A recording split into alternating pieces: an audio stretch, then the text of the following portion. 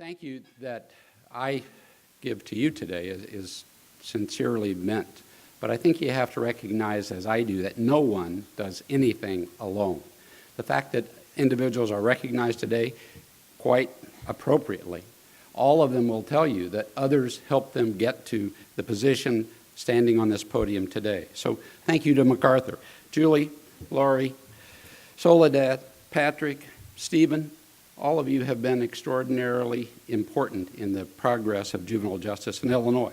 Why? Because I think it is the definition of leadership, at least the one that I use, and that is a leader sets the agenda, provides the resources, and surrenders to the talents of others. I like that one, and I'm here to tell you there's talent in Illinois. Paula Wolf, Professor Diane Garrity, Lisa Jacobs, Esther Franco-Payne, Era Loudermilk, and others, at least these individuals, most particularly involved in the Models for Change work, have moved the world in Illinois, a state not necessarily known for responsible government and leadership. We have extraordinary partners in organizations, but these as individuals help us work. Betsy Clark, Julie Beal, John Mackey, Jackie Bullard, Chris Bernard, Jeff Howard, and others. If you read the Illinois designation, you'll see the names of people who work and understand what we're talking about. The work in Illinois included the recreation of the Illinois Juvenile Justice Council, and both Candace Jones, now at the Department of Juvenile Justice, and Heidi Miller, now at the Department of Juvenile Justice, were the first two executive directors of that commission. And Rob Vickery, now the current executive director, those individuals have made this commission work. The commission is this: 25 committed, brilliant, energetic, assertive, volunteers, individuals who combine their diversity into a voice for change. And let me tell you, that's not just a straight path. Those 25 individuals come from all walks of life, from the prosecution and the defense, from business and from government, from private agencies. And together they've really moved the world by using research, analysis, and making that a voice for change. Change in the legislature, change in the way we do business. We also have to thank Governor Quinn, who succumb to our desire to create the Juvenile Justice Commission, recreate it as part of our state advisory group. Samantha Fields is here today, and she's continued that advocacy in the governor's office. I have to recognize my wife, my love of 40 years, Mary Jo Timberlake, who's sitting here today.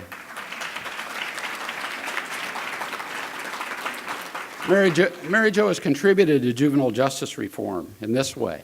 She's endured my rants and rages over the injustice that I see inside a justice system. She's witnessed the tears that I've shed for the tragedies discovered in our courtrooms. She has supported the dreams and plans to make things better. She's a juvenile justice reformer. The last thing I have to say, though, the last people that I want to thank are the embodiment of family engagement. And those are my parents, too long gone. But they raised 7 children through challenges of poverty, of illness, of bad neighborhoods, of peers who, I gotta say, in my little neighborhood, went to prison at an alarming rate. They gave us not just more protective factors, but they also gave us values.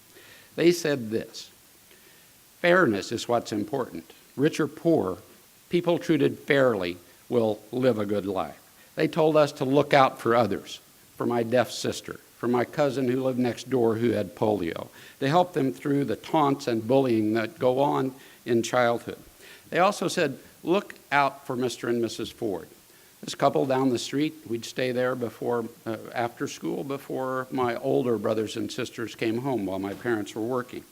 I remembered them kindly. They were an elderly couple. I remembered mostly that they made the best homemade peach ice cream I had ever eaten.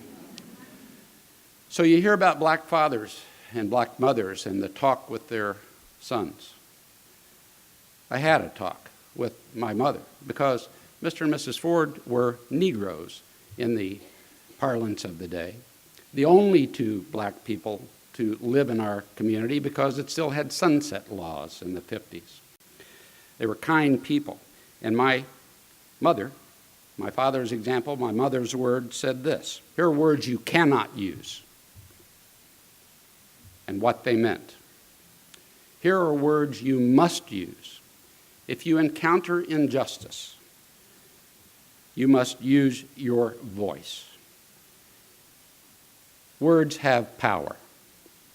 If you see injustice, stand up, speak up. Today, we need those words with power from President Obama, from John Boehner, from Mitch McConnell, from Harry Reid, from every other person in power, everyone in this room, and every old white man who still thinks the United States of America can be a better place. What do you think those words are today? Black Lives Matter. Every person's voice.